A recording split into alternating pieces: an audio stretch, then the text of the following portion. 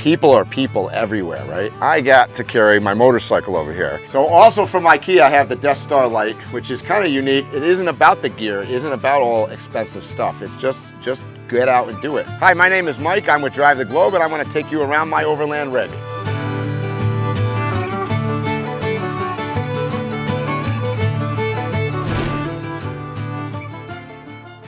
All right, we're standing here in my kitchen, and I kind of designed this truck to be inexpensive, and all my cabinetry, in fact, the sink, the faucet, everything came from IKEA. And I get a little bit of flack about that because they say it's not going to hold up, but I got to tell you, after living for a year on the road, bouncing all over off-road, they're holding up just great. Basically, I went with a full kitchen. My last Overland Rig, and this is not my first build, I did not have a kitchen on board, and I really wanted to be able to cook in case it was poor weather. So I put in a burner top, an oven. This is all Dometic products. Above here, you got the microwave oven. And then I got a double sink because I find I save water while on the road by kind of washing dishes with a two sink kind of style here. Pull out refrigerator underneath. I actually have two refrigerators on board. I have a dual zone Dometic here, and then I've got another one inside the cab. So on board the truck, I carry 85 gallons of fresh water. I've got a 22-gallon gray water tank, and for black tank, I don't actually have a black tank. I use a cassette toilet, which is about 7.5 gallons, and it lasts me 2 weeks. All right, so I've been living on the road for about a year, and I'm actually been unplugged off the grid for about 6 months. I have multiple ways to get power inside the truck, but mostly comes from solar. I have a Renogy system here. It's a 100 amp MPPT charge controller. I have 12 100-watt panels on the roof for a full 1,200 watts of solar, and I have 900 amp hours of battle-borne lithium storage. So I find running 2 refrigerators, lights, radio, all sorts of stuff going all the time. I never run low on power. In fact, right now we're at about 100% power. So obviously the two things living the nomad life are power and water. And those are two components that I find that you cannot ever have enough of. So I've kind of grossly overpowered the truck. And as I say, not only do I have solar, if I need to, I can plug into shore power. I have a DC to DC charger here. So when I drive the vehicle, I can charge off the alternator. And I actually have it on a switch. So I very rarely use that. And I have a 2,200 watt Honda generator that I've never used. And that's another backup. So there's multiple sources of getting power inside the vehicle. And I highly recommend when you're building out anything, don't cheap out, don't underpower your truck.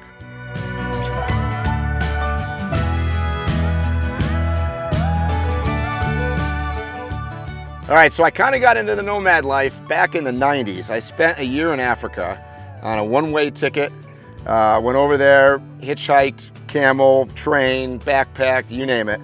And that's sort of how I got into the sort of outdoor adventure kind of world. While in Africa, I discovered a Land Rover. And I had never seen Land Rovers before.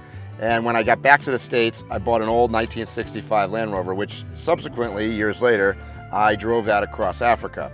So that's sort of how I got into the outdoor adventure camping kind of world. And then over the years, I've had a bunch of Land Rovers, I've had Jeeps. Like I said, I've had rooftop tents and done different kinds of travel, ultimately culminating in 2 years ago, I set out to drive around the world. And I left in a Mercedes Unimog and a custom-built trailer that I had built. And after a year on the road, I kind of determined that the setup wasn't right. I didn't really like trailering, and that's when I purchased this vehicle. And because I sold that combo, the truck and the trailer, I only had like 2 months to put this thing together. So I mad scrambled, worked 18 hours a day building this truck out, and moved into it in about 2 months, and then it took me another 2 months to sort of finish the build. So 4 months, I guess, in total. And now I've been out in this for a year. So total of 2 years on the road.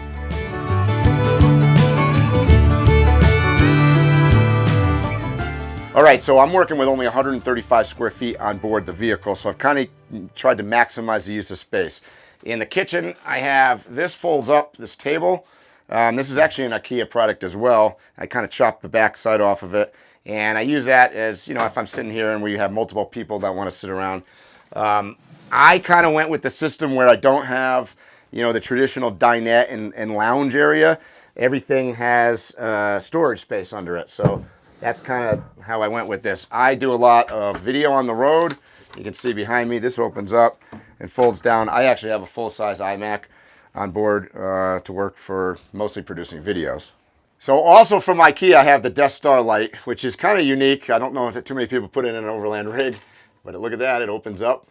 And I actually have made it on a quick disconnect system because I found after about 6 months on the road, it was unspinning itself and falling on the floor all the time.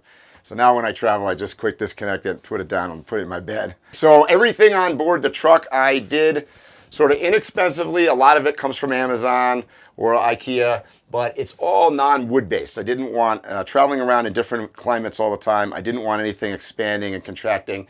So this is like all vinyl ceiling, kind of imitation tin ceiling. The floor is vinyl plank. All of this stuff on the walls actually came from Lowe's. These are all vinyl. They're not wood based either. So a little bit different than most people did. Some of my priorities for building this truck out were kitchen, a full-size shower that you're going to see here, and just comfort and be able to work. And because of that, I built my bathroom and shower area separately. So if you open up the door in here, this is sort of my water closet. It's got the cassette toilet, a vanity sink, and storage in there. And the shower is next door. All right, so I'm standing inside the shower, and as I said, my priority was having a big full-size shower. It's 36 by 36, it has a glass door, and it has a rain head. And believe it or not, I only use about a gallon a minute. So I probably take a shower on 4 or 5 gallons. So with 85 gallons on board, it lasts quite some time.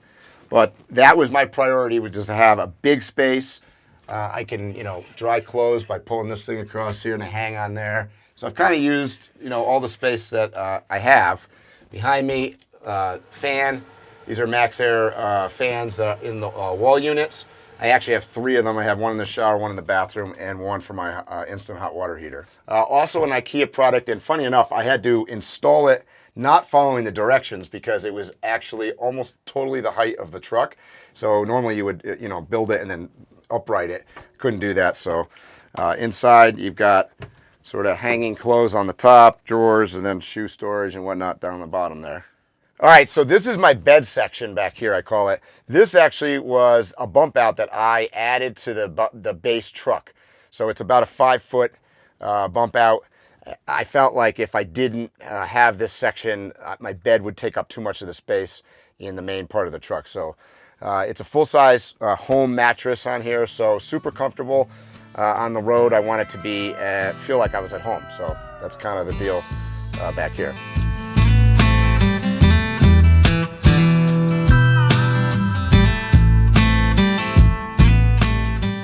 So people ask me a lot, how is it solo traveling on the road? And my quick, short answer to that is I'm very rarely alone. I tend to travel with other groups of vehicles, run into people just about everywhere. I'm camped right now in a great location here in Utah with 4 other rigs that I've met over the last couple months. So, don't be afraid to go out on your own. Because the reality is that you're never on your own. That's the whole thing about travel, is like one of my main goals is to meet people. And I would like to, through my travels anyways, I would like to inspire other people to just get out and do it. And I think as an American in particular, sometimes we're very limited. We kind of box ourselves into stuff and we're afraid to leave our surroundings. And I think if I could bring that back from somewhere, whether it's the middle of Africa or somewhere in South America, people are people everywhere, right? And that's my biggest message to people, is that just get out and don't be afraid. And maybe through my travels, if one person can change their attitude, America in general would be a better place.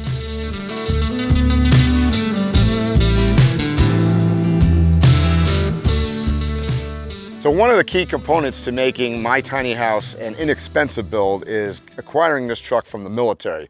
It's a 1994 store in Stevenson, and you can pick them up at auction fairly cheap. I did not modify the truck very much.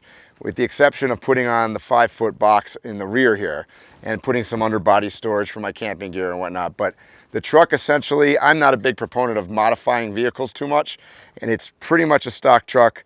And like I said, it's, you know, at this point, it's 25 years old. This is not my first build.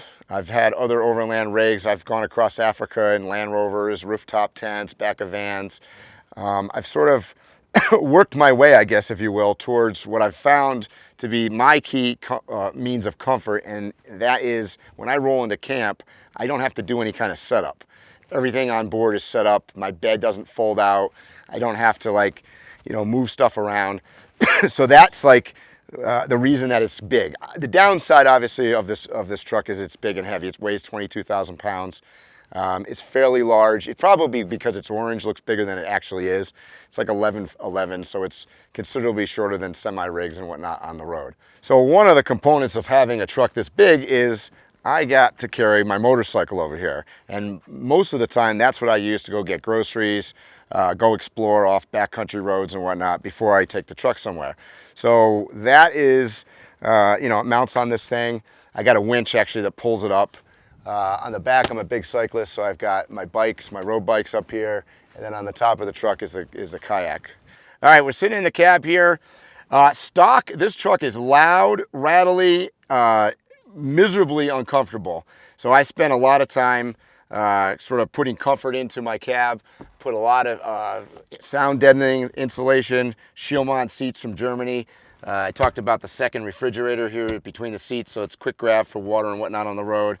I've got my, you know, my GPS and my inReach and a rear backup camera, laptop if I need it to do research on the side of the road, but kind of like all the necessary things inside the cab to make it as comfortable as possible, considering that I'm on the road full time.